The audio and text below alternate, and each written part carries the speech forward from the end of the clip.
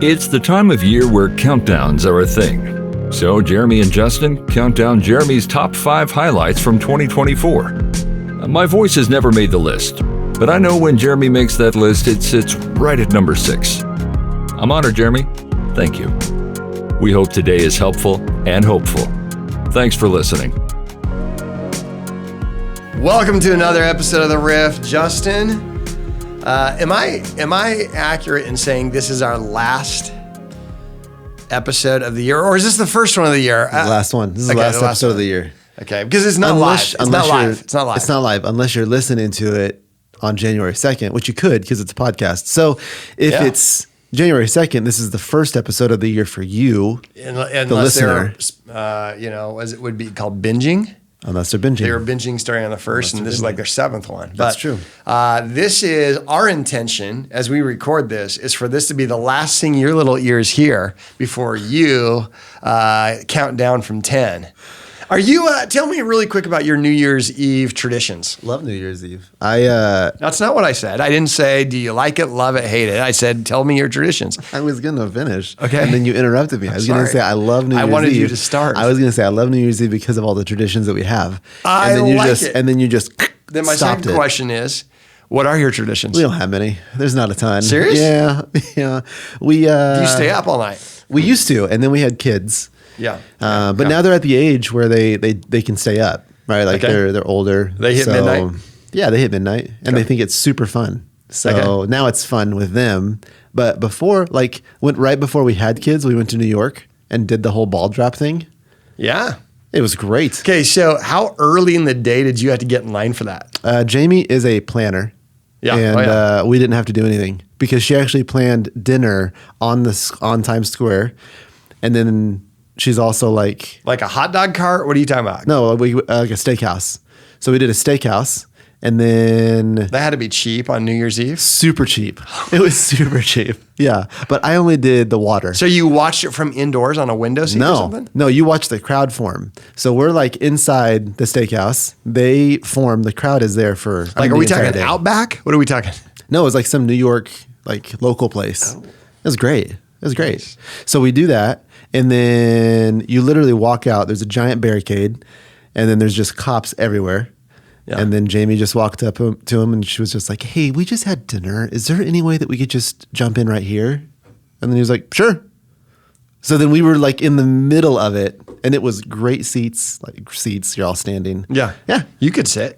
You could sit if you want. Cold. Was it cold that night? It was so cold. Who was hosting? Was it Dick Clark? Ryan Seacrest? I don't know who it would have been. It would have been Ryan Seacrest at that time. Yeah. Yeah. But you can't see anything. Mariah Carey's there, as always. Oh, yeah. Yeah. So we got to see that. But, and shocker, she's lip syncing. She's not really singing. That does shock me. Does that shock you? Yeah. Truth is, this episode, I am too. Are you really? I knew it. Yeah. So I've heard this rumor about New Year's Eve at Times Square that you can't get out of line to even go to the bathroom, and so that you either have to wear a diaper or you are in it. You are in it. I mean, there's so many people, and then getting out of that. Did you ever have that issue? No, I just went. It was so cold; it just automatically froze. Yeah, no, that's good. Yeah, that's good. It was okay. Yeah, but getting out of that place was crazy. Like the place empties in 15 minutes. I mean, it's a ghost town. But then this was before Uber, so getting a cab was. Or a shuttle back to the hotel. It was unreal. I mean, it was 3 o'clock, 4 o'clock when we got back. It was horrible. That part was horrible. Wow. Yeah. But I would recommend a Hallmark movie. I would recommend it. Yeah. It was a great time. Honestly, that sounds miserable to me. I'm that old now. Really? Yeah. The steakhouse sounds amazing. It's great. Yeah. But we stay up at night. We'll make hot chocolate or hot cocoa, which my girls never like until... You're welcome. Until the Johnson fam made them the greatest hot chocolate. Yeah. And now they're all about it. It's kind of our Halloween tradition. I know. So they now have a hot chocolate they like, and we'll make that. We'll watch the ball drop, and then we'll do our goals for the year. So it's kind of like we do Hoop of Growth for our birthdays, and then for New Year's we kind of do a similar thing. Is that where if it's your birthday, you put a hula hoop around you, and we all tell you how you can grow? Yes, how disappointed we are in you. That's awesome. It is a hula hoop. You sit inside of a hula hoop, and then everybody sits around you, and we talk about how much you've grown that year and what we're proud of. Yeah, it's really sweet. They're sweet.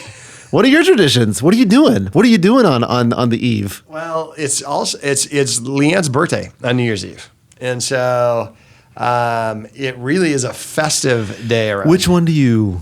I mean, be honest. Like, which one do you celebrate? Do you celebrate her birthday or do you celebrate New Year's Eve? Yeah, no, there's been a couple times where I haven't celebrated either. That's a good and call. I realize I got the hoop of growth that next day.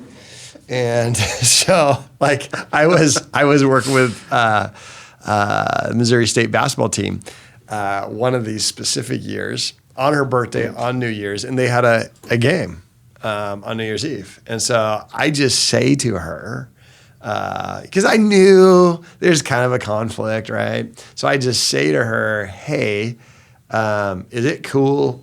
Yeah, I head out to the game and I'll be back later. And yes, she said yes.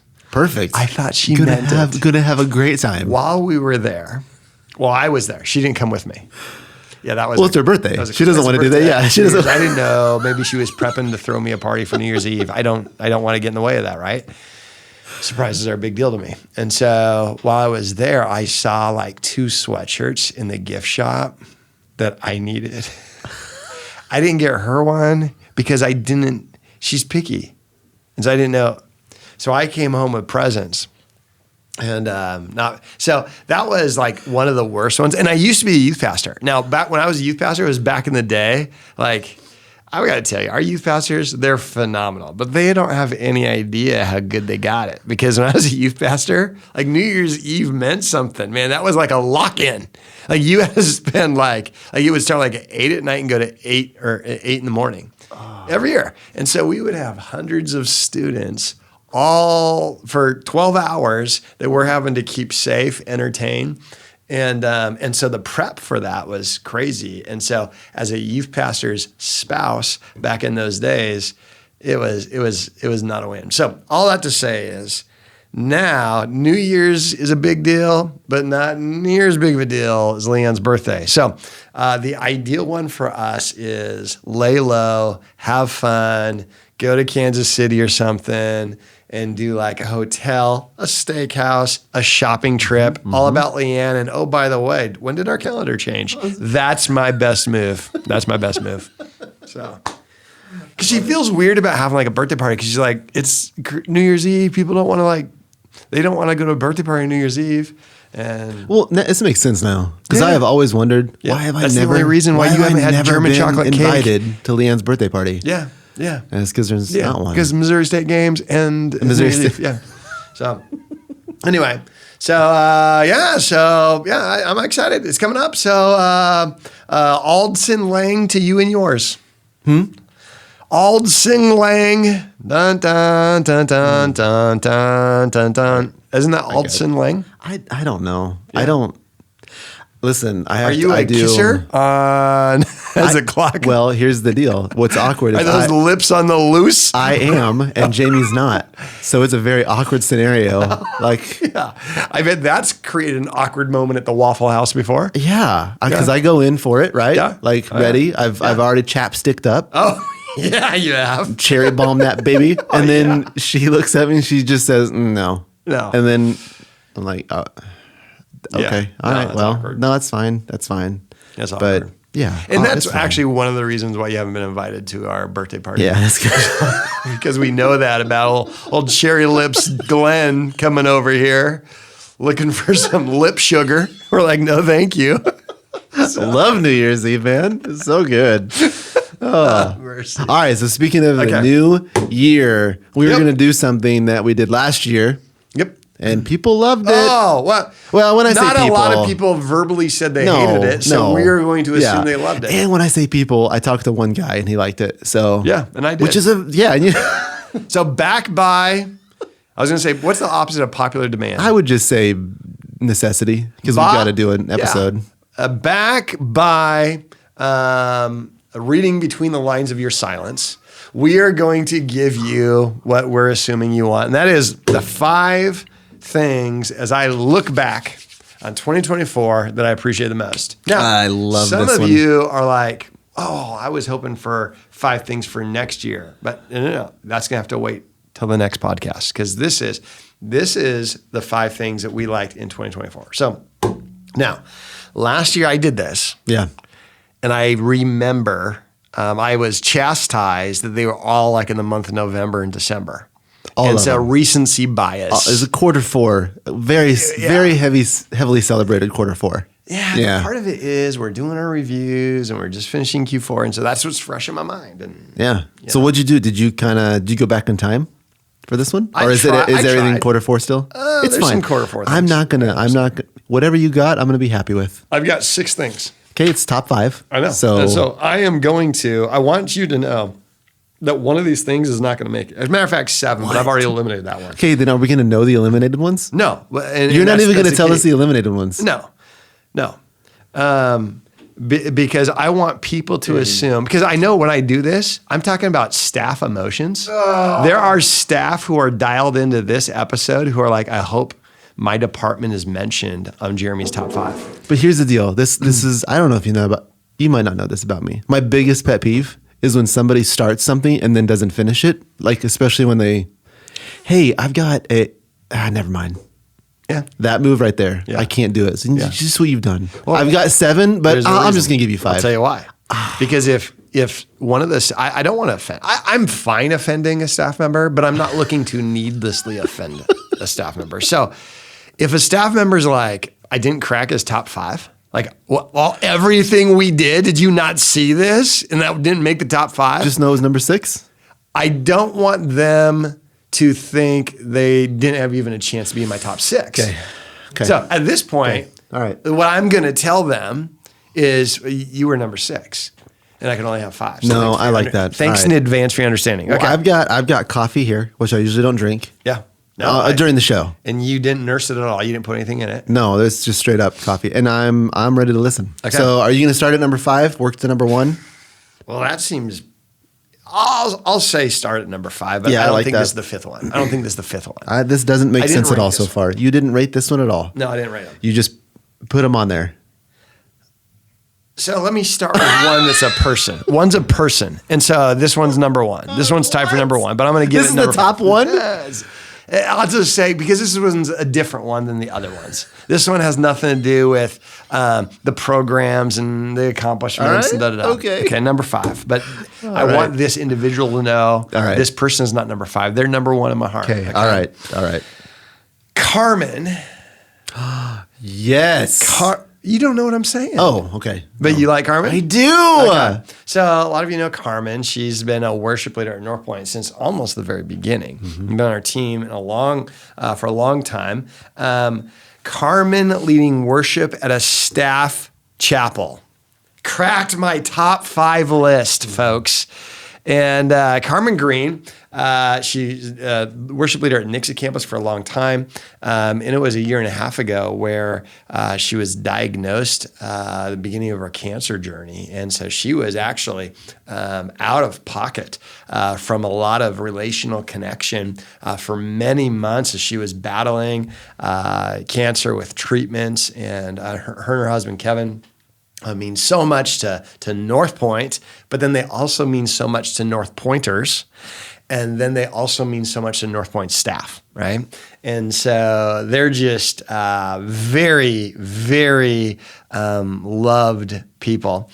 And so, we would always update the team with her journey and be encouraged by her through this season.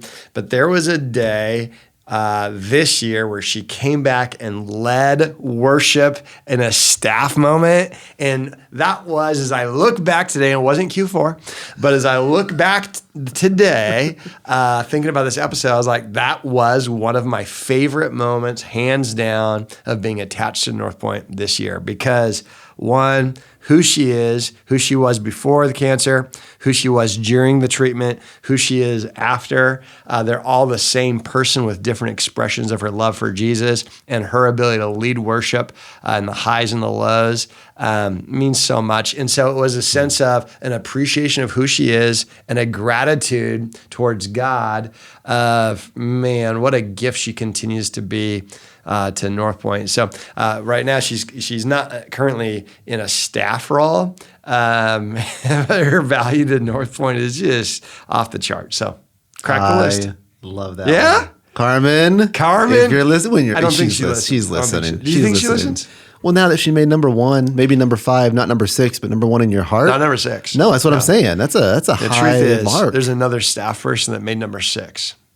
It's not true. I just say that. It's that way if a staff person complains they weren't in the top 5. Okay. I love that one. I love it. Okay. I'm looking out because I still have to eliminate one in my mind. Okay. Oh, this is a fun game. I like the way you do this. This is good. Yep. Okay. I know which one I'm eliminating. Okay. I'm gonna go with number 4. Let's go with number 4. Okay. And I'm gonna say it was May. Okay. It was the week before Memorial Day, and it was baptism weekend, and we had 101 North Pointers baptized, on the weekend. And so for me, this represents a zoomed in moment of my favorite metric at North Point. My favorite metric is water baptisms. Now, I understand that we don't know what that means to everybody. We talk about it a lot of times.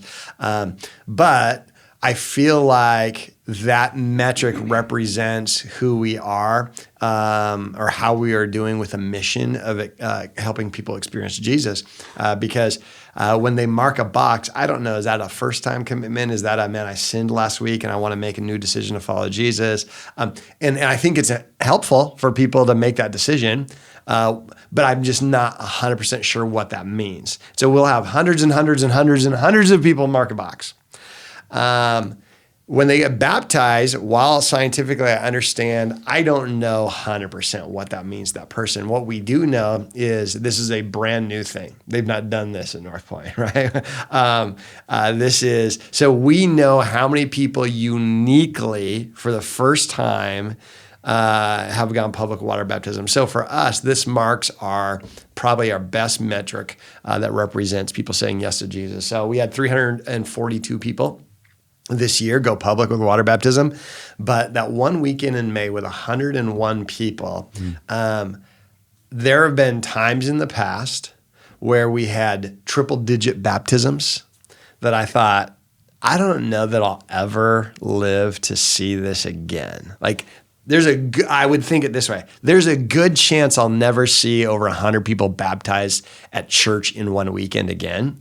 And so these are the good old days. And the fact that this happened in a weekend this year, I'm like, that's cool. And now, I would love for it to happen again, right? Because our mission demands us to help people experience Jesus, and there's still meat on the bone here in this area. But I just love being a part of a church that would have over 100 people say yes to Jesus with water baptism. And so I think that says a couple things. One, bring your friends. Okay, bring your friends. If they're open, they're spiritually open is a term we've been talking a lot about. If they're spiritually open, I think this is for a lot of people, it becomes a pretty good handle to explore the teachings of Jesus. And it's also been a decent venue for people to say yes to Jesus. So I think that could encourage all of us on our mission, and that's not the next step for everybody that we're invested in, but for some it is. Second thing is, if you are going to get baptized on a Saturday night. Because if there's 100 people getting in that tank, don't you want to go a little earlier? I'm just saying. Okay, so that's... Well, and the bummer is our little net skimmer broke. Oh, yeah. So we couldn't clean that baby out for a long time. It was rough, man. It was rough. We have a big old straw. We try and siphon out. But it gets caught and it gets, you know what I'm saying? Like you can't. So we just stir it up. That's why we keep the lights down low, right? So gross. It's terrible. There's a lot of bleach that goes into that. There's We got bleach. We got chlorine bombs. there's just a layer of sin. By the end of that, sin disguises mascara. I got to tell you. Let me tell you this. I don't know. This is encouraging. Okay, but this is the inside. Yeah. Okay. One of the toughest things of water baptisms over the years. I've seen a lot of stuff. Is when, like we get excited and people come in and you could do the teaching of like, hey, here's what this means. We focus on that. Here's what it means. Here's the 3 statements that it means. And hey, here's what's going to happen. So we're not surprising people. Like there's all these things we prep, but some things we don't even think of until it happens. And that's like when someone shows up with like woolly socks, right? And so they're coming into the tank and that's the first time you notice it. Like these socks. This is not going to help our water cleanse. Purification. There's been a time, I got to tell you another funny one, is I'm in the tank and a guy comes in to get baptized. The guy before him had done an impromptu baptism. It was powerful. It was really cool. Came in his jeans, which also isn't, it's not the best for the water, but that's cool. Well, somehow, not only did the Lord deliver him of sin, I know that's not how it works in baptism, but delivered him of the money that was in his pocket. So there's a $20 bill literally floating in the tank as this guy comes out of the water. And I didn't know if God did that on a purpose, right? Like, hey, he needs to be cleansed from his money or whatever. The next guy in the tank, as we're talking, like no joke, we're like, hey, what a great day. You can see he's distracted. He looks back and he grabs the 20 and puts it in his wallet or puts it in his pocket. No joke. I'm like, what are you doing? That is funny. So, okay, why do we have the riff? Who else are we supposed to say this to? Yeah, absolutely.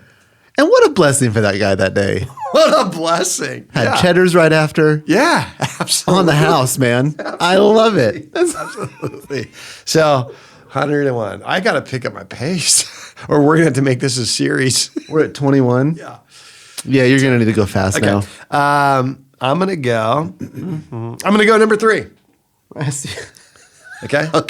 Okay. And I like your rhythm. It's the Dream Center golf tournament this last summer. Do tell. What, you almost spit out your coffee. I number 3. That's up there. You think it should be hot? Wow. I was thinking number 4. Okay. Dream Center golf tournament. Let me tell you why. It's not because I love golf. And it's not because I played well. I love the Dream Center. So, but it was super fun. It was just a lot of fun. So when I look back and be like, okay, what was a highlight this year? And what made it fun, we had a lot of fun with the team that we were on, the teams behind us. But just to be able to see literally, I think it was like, I don't know, like a couple hundred people come out from the community. A lot of them are North Pointers, so it's always fun to see them in a non-North Point deal, right? And to support the Dream Center, we raised a lot of money that day for the Dream Center.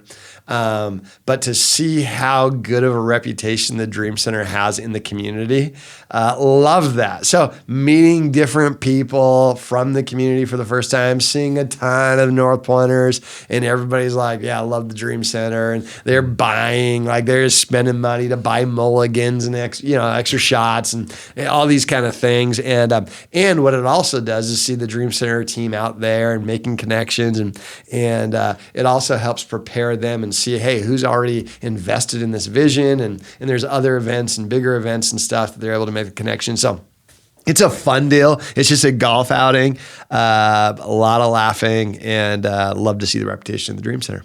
That's a good one. Yep. I like that one. Okay.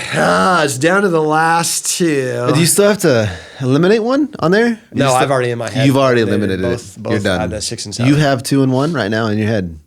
You're done? Yeah. All right. Okay, so I'm going to say 2 zeros out. our Arrows Out initiative. We did Okay. a 1 weekend and 1 week. Everything goes outside the walls. Arrows Out. And so what we were able to do is talk about our projects, that our partnerships that we're really excited about, some initiatives that we would want to launch. Specifically for this year, there was a big opportunity for us to say, hey, let's give back to Convoy in a very unique way. We are always partnering with Convoy, but this year we had an initiative. We wanted to really make an impact there. And then with the Dream Center, which we partner with the Dream Center throughout the year. But to see the response, we were able to, I don't know, somewhere along the lines of 12 different organizations or initiatives that we were able to provide financial support to and move the needle in those areas. Partners that have been longtime partners of ours that we really believe in. And even a couple of new ventures that we're like, hey, let's encourage them. We believe in what they're doing. So part of this was an experiment because we've always budgeted. Here's what we give back right off the top, and we do, and we will continue. We'll always budget. Here's what we give off the top. But it's been rare that we don't like pass the plate for everything at North Point, right? Pass the buckets or anything like that for all the projects, because there's always a lot of projects. So everything you give to North Point, you give through. But we wanted to do a 1 weekend opportunity where everything goes there, but we promote it. We promote it for a month and talk about some of these stories and give people an opportunity. And the response was crazy because we thought even if there wasn't a big response, we're still going to give to these organizations. But the response allowed us to make a big impact on these organizations. So that was awesome. It was fun. And it wasn't this like, hey, we need your money. It was an opportunity to go outside.